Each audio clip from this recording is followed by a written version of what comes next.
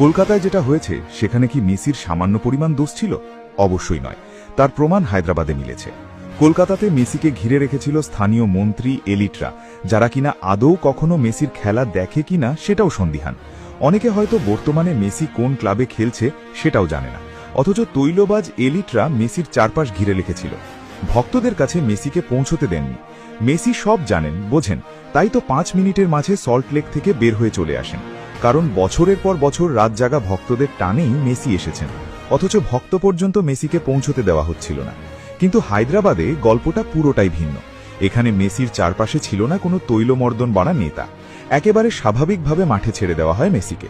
আর মাঠে নেমে হাস্যোজ্জ্বল মেসি হাত নাড়িয়ে ভক্তদের সঙ্গে খুনসুটি করেন।